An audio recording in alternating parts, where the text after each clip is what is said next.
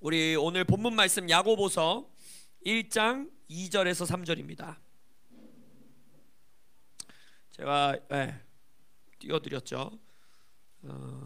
스크린에 말씀을 띄워달라는 한 성도님의 요청에 따라 제가 넣어드렸습니다. 그래서 앞에 있는 말씀, 또 영상으로 함께 하시는 분들은 각자의 처소에서 말씀 펴시고 한 목소리로 두 구절의 말씀 합독하시도록 하겠습니다. 시작. 내 형제들아, 너희가 여러 가지 시험을 당하거든 온전히 기쁘게 여기라. 이는 너희 믿음의 시련이 인내를 만들어내는 줄 너희가 알미라. 아멘. 우리 금요 돌파 기도의 시간에 인내, 믿음의 인내에 대해서 여러분들과 계속해서 나누고 있습니다. 오늘 이 본문 말씀으로 여러분들과 나눌 설교의 제목은 믿음의 시련이 인내를 만들어내는 줄 아는 지혜. 믿음의 시련이 인내를 만들어내는 줄 아는 지혜라는 말씀 여러분들과 나누도록 하겠습니다. 지난주에 우리가 말씀 나눴듯이 인내 그 자체가 하나님의 전략이고 하나님의 계획임을 믿으시는, 또 아시는 여러분들 되시길 예수의 이름으로 축원합니다. 그래서 야고보서 1장 4절에 말씀하셨죠. 인내를 온전히 이루라는 거예요. 인내를 온전히 이루는 자는 온전하고 구비하여 조금도 부족함이 없는 자로 하나님이 세우신다라는 것입니다. 그렇다면 인내는 마땅히 도전할 가치가 있는 것입니다.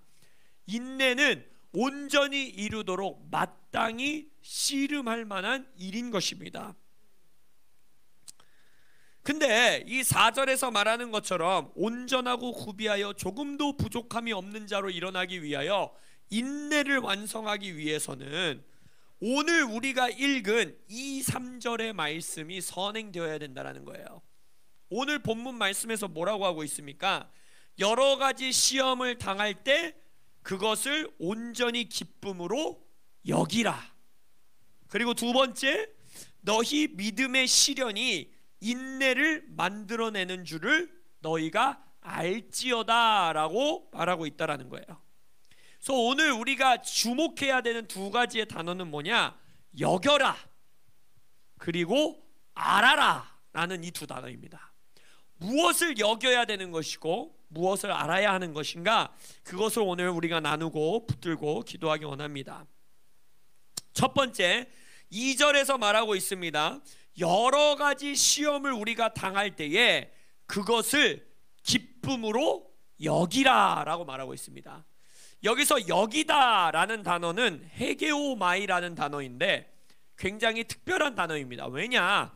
이 여기다 라는 요 단어는 야고보서에서만, 성경 속에서는 야고보서에서만 두 번 쓰이고 있는 단어입니다. 다른 성경에는 등장하지 않는 단어예요. 근데 이 단어를 헬라어 원어로 봤을 때에 어떤 의미를 포함하고 있냐면 판단하다, 다스리다, 명령하다, 인도하다 라는 뜻을 다 포함하고 있는 단어입니다. 결국 여러 가지 시험을 당할 때 온전히 기쁨으로 여긴다라는 것은 어떤 말이냐면 바로 시험을 보면서, 나에게 당하고 있는 온갖 시험들을 바라보면서 이것이 나의 기쁨이구나 라고 성령의 도우심으로 판단하는 겁니다. 그리고 나의 생각, 지, 정, 의를 향해서 명령하고 다스리는 거예요. 나의 영혼아, 나의 감정아, 나의 생각아, 나의 의지야, 이 여러 가지 네가 당하고 있는 시험을 기쁨으로 알지어다 라고 명령하고 다스리고 나의 영혼을 인도해야 되는 것입니다.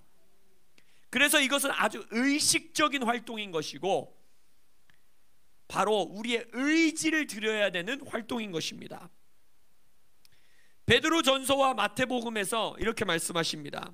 그러므로 너희가 이제 여러 가지 시험으로 말미암아 잠깐 근심하게 되지 않을 수 없으나 오히려 크게 기뻐하는도다. 마태복음에서는 말씀하십니다. 기뻐하고 즐거워하라. 하늘에서 너희의 상이 큼이라. 너희 전에 있었던 선지자들도 이같이 박해하였느니라. 이 여긴다라는 헤게오마이, 이 단어는요, 그래서 우리의 지식과 감정의 영역을 초월하는 겁니다. 뒷구절에 이것을 5절부터는, 야고보서 1장 5절에서부터는 이것을 지혜라고 말합니다. 지혜. 바로 여러 가지 시험을 당할 때 기쁨으로 여길 줄 아는 것은 바로 지혜라는 거예요. 이 지혜가 없는 자는 야고보서 1장 8절에 보면 두 마음을 품은 자다라고 말합니다. 두 마음을 품었다라는 단어는 신기한 단어인데 뭐라고 하느냐, 두 개의 영이 있다라는 단어예요. 두 개의 생명이 존재한다라는 뜻이에요. 그러니까 이게 무슨 말이냐면, 두 마음을 품었다라는 것은 감정이나 생각의 영역을 말하고 있는 게 아니에요. 두 개의 생명이 내 안에 공존하고 있다라는 뜻이에요. 결국 이것은 무엇이냐, 이것은 믿음의 영역이고 영혼의 영역이라는 거예요. 영의 영역의 문제라는 것입니다. 이게 무슨 말이냐, 그래서 내가 여러 가지 시험을 당할 때, 아까 베드로 전서에서도 뭐라고 말했습니까? 잠깐 금심하게 되지 않을 수는 없다라는 거예요. 그러니까 내가 시험을 당할 때 내 마음에 근심이 들어오거나 걱정이 생기거나 염려함이 생긴다고 해서 여러분이 두 마음을 품는 건 아니라는 거예요. 여러분에겐 그러한 생각이 들어올 수도 있고 감정이 생길 수도 있어요. 근데 여러분들이 그 감정과 생각이 들어왔을 때 아까 말했던 것처럼 판단하여 여러분의 영혼을 향해 명령하고 다스리고 인도하는 작업까지 나아가지 않으면 여러분들 안에 두 마음을 품는 지혜 없는 자리까지 흘러갈 수 있는 위험성이 있다는 것입니다. 그래서 스스로 여긴다, 여러 가지 시험을 기쁨으로 여긴다라는 것은 의지적으로 그리고 의식적으로 우리의 생각과 감정을 복종시켜야 하는 일인 것입니다. 굉장히 귀찮은 작업이고 굉장히 하기 싫은 일이고 우리를 아주 불편하게 만드는 겁니다. 여러분, 힘든 일이 있고 시험당하고 근심당할 때에 사람이라는 존재가 아주 액티브하게 능동적으로 그것을 복종시키고 기쁨으로 여기는 작업을 한다는 것이 쉬운 일이 아니에요. 굉장히 에너지 소모가 엄청납니다. 보통 사람은 어떻습니까? 저도 그러한 연약함이 있거든요. 어떠한 기분 좋지 않은 일이 생겼거나 시험당하는 일이 생겼거나 실족되는 일이 생겼을 때 막 의지적으로 기도의 자리로 가서 내 생각을 다스리려고 하고 내 생각을 향해서 진리의 말씀을 선포하려고 하는 게 자동적으로 우리에게서 나옵니까? 그렇지 않죠. 자동적으로 우리에게서 나오는 건 뭐예요? 넷플릭스를 켜는 거죠. 생각을 놓는 거예요. 생각을 하기가 싫어요. 그렇지 않습니까? 시험 당하는 상황 가운데 있을 때에 생각을 꺼버리고 싶단 말이에요. 그러니까 드라마를 보고 영화를 보고 아니면 뭐 운동을 하는 거는 그나마 건강한 거야. 그렇죠? 그것도 쉽지 않잖아요. 뭐라 그러니까 정신줄을 놓고 싶잖아요. 그럴 때 그렇지 않다는 거예요. 기쁨으로 여기기 위해선 정신줄을 단단히 붙드셔야 됩니다. 정신줄을 향해서 명령하셔야 됩니다. 이건 기쁜 일이다. 이거는 주께서 나에게 기쁨을 허락하시는 것이다. 나의 영혼아, 시편 42편 33편에서 뭐랍니까? 나의 영혼아, 네가 어찌하여 낙심하느냐, 네가 어찌하여 낭망하느냐, 그가 반드시 나타나 너를 도우리니 나는 여전히 주를 찬송할지어다. 그래서 고린도 후서에서는 이렇게 말합니다. 고린도 후서 10장 4절에서 5절은 이렇게 말합니다. 우리의 싸우는 무기는 육신에 속한 것이 아니요 오직 어떠한 견고한 진도 무너뜨리는 하나님의 능력이라. 모든 이론을 무너뜨리며 하나님 아는 것을 대적하여 높아진 것을 다 무너뜨리고 모든 생각을 사로잡아 그리스도에게 복종하게 하니. 할렐루야. 여러 가지 시험을 당할 때에 여러분의 생각을 감정에 내어주지 마십시오. 여러분의 생각을 세상에 내어주지 마십시오. 여러분의 생각을 여러분이 당하는 여러 가지 시험 가운데 내어주지 마십시오. 오직 그 시험 가운데에 여러분의 생각과 감정을 복종시켜 그것을 기쁨으로 여기셔야 합니다. 에너지를 소비하셔야 돼요. 이 작업을 위해서 힘을 쓰셔야 되고 생각을 쓰셔야 되고 영혼을 복종시켜야 하며 여러분의 감정의 영역에 명령하셔야 합니다. 말씀을 펴셔야 되고 기도하셔야 하고 몸을 움직이면서 여러분에게 명령하셔야 합니다. 그래서 첫 번째, 하나님께서 인내를 완성하기 위해서 우리에게 구하도록 명령하는 지혜, 첫 번째 지혜는 무엇이냐? 여러 가지 시험을 당할 때에 온전히 기쁨으로 여기는 지혜인 것입니다. 두 번째 우리가 구해야 되는 인내를 온전히 이루게 하는 지혜는 무엇이냐? 3절에서 말하고 있는 것이지요. 우리의 믿음의 시련이 인내를 만들어내는 줄을 아는 것, 그것을 아는 지식을 말하는 것입니다. 여기서 알다라는 동사는 기노스코라는 단어예요. 히브리 원어에서 야다라는 단어 기억나십니까? 그것은 경험을 통해서 아는 지식이라고 했죠. 아담이 하와를 알았더라 하고 나서 부부간의 친밀한 관계, 서로 경험하는 관계를 통하여 어떤 일이 일어납니까? 자녀가 출산되지요. 그래서 이 안다라는 것은 단순히 그 사람의 이름을 알아, 나 그 사람 옷 뭐 입고 있는지 알아가 아니라 경험하고 체험하고 그것을 함께 공유하고 나눔으로 인하여서 경험되어지는 지식, 그것을 말하는 것이 히브리어로 야다라는 단어라면, 그 히브리 원어 야다를 헬라어로 번역한 단어가 무엇이냐? 바로 기노스코예요. 그러니까 이것도 동일한 거예요. 이 기노스코라는 단어는 경험하여 알다, 경험하여 인지하다, 경험하여 깨닫다, 알아보다, 경험하여 상황을 인식하다 라는 뜻을 포함하고 있는 동사입니다. 이 단어가 어디서 쓰이는지 한번 읽어보드려 볼게요. 마가복음 5장 29절에서 말합니다. 혈류병 여인에 대한 이야기인데, 이는 내가 그의 옷에만 손을 대어도 구원을 받으리라 생각함일러라. 이에 그의 혈류 근원이 곧 마름에 병이 나은 줄을 몸에 깨달으니라. 이게 기노스코예요. 이 여인이 자신이 치유받았다라는 걸 어떻게 알았습니까? 어떻게 알았어요? 피가 마르고 멈춘 것을 느끼고 보고 체험하고, 그리고 나서 뭐라 그래요? 아, 이제 내가 알았다 라고 말하죠. 내가 나음을 받았음을 알게 되었다 라고 말합니다. 또 다른 곳을 한번 볼까요? 마가복음 6장 38절인데 오병이어 사건입니다. 이르시되 너희에게 떡 몇 개가 있는지 가서 보라 하시니 알아보고 이르되 떡 5개와 물고기 2마리가 있습니다. 제자들이 자신들에게 떡 5개와 물고기 2마리가 있다라는 걸 어떻게 알았습니까?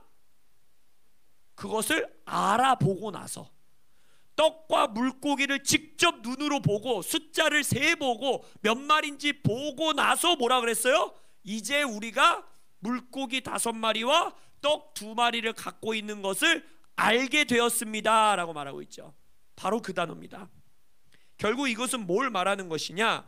믿음의 시련이 인내를 만들어내는 줄 그럼 어떻게 알겠어요? 경험해야 되는 거예요.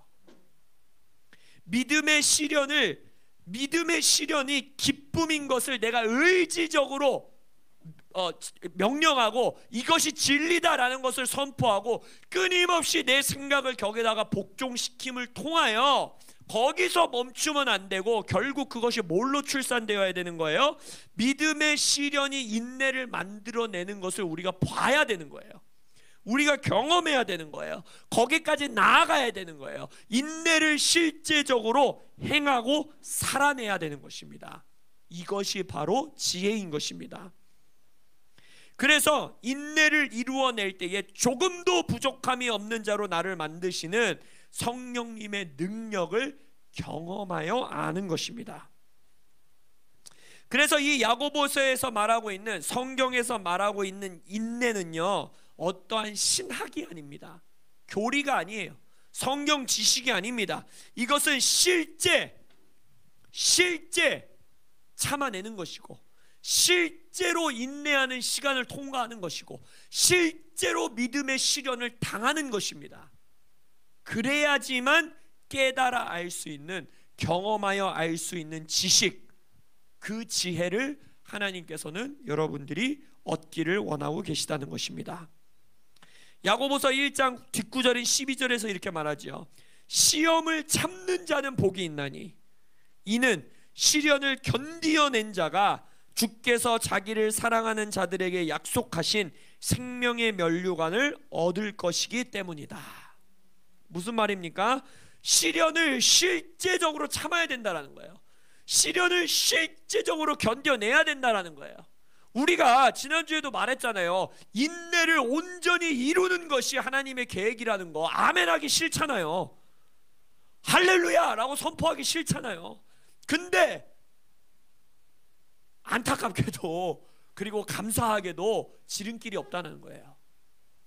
이 인내를 온전히 이루는 것은 시험을 견디어내고 단련하신 하나님의 손길을 경험하고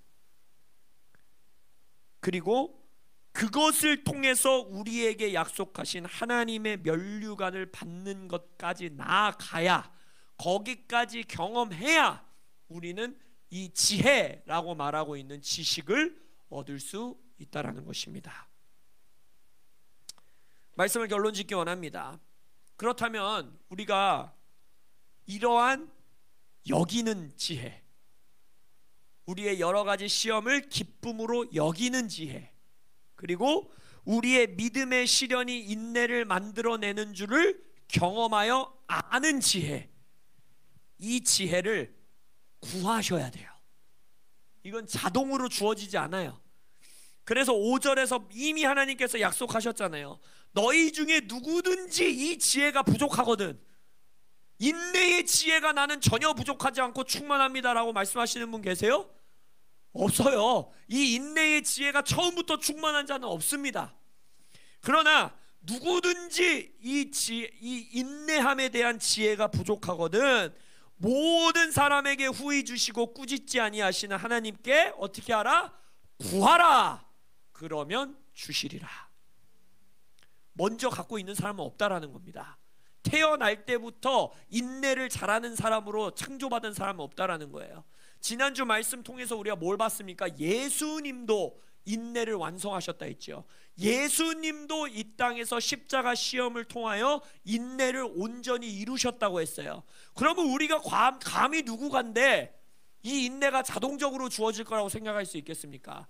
구체적으로 구하셔야 됩니다. 기도의 자리에서 구하셔야 됩니다. 시험의 자리에서 구하셔야 됩니다. 온갖 시험 가운데 구하셔야 됩니다. 여러분에게 믿음의 시련이 임했을 때 그 자리에서 구하셔야 합니다. 왜냐? 성령의 도우심으로만 온전히 이룰 수 있는 것이 바로 이 지혜요, 이 인내라는 것입니다. 그래서 야고보서 4장 5절에 야고보 사도가 말하지요. 너희는 하나님이 우리 속에 거하게 하신 성령이 시기하기까지 사모하다 하신 말씀을 헛된 줄로 생각하느냐. 성령님은 질투하실 정도로 우리를 사랑하시기 때문에 우리를 도우신다라는 거예요. 이 지혜를 후히 주신다라는 거예요. 그래서 우리 하나님의 약속을 붙들고 기도합시다. 이미 하나님께서 구하는 자에게 후히 주시겠다라고 약속해 주셨어요. 감정과 생각을 넘어서 우리의 온갖 시험을 기쁘게 여길 수 있는 지혜, 그리고 믿음의 시련이 인내를 만들어내는 줄 경험하여 아는 지혜, 이 지혜를 후히 주시기를 하나님께 기도하며 나아가기 원합니다. 인내를 온전히 이루시는 코람데오 되시길 예수의 이름으로 축복합니다. 그리하여 온전하고 구비하여 조금도 부족함이 없는 그러한 부모님, 그러한 자녀들, 그러한 성도들 되시기를 예수의 이름으로 축복합니다. 아멘. 기도하시겠습니다.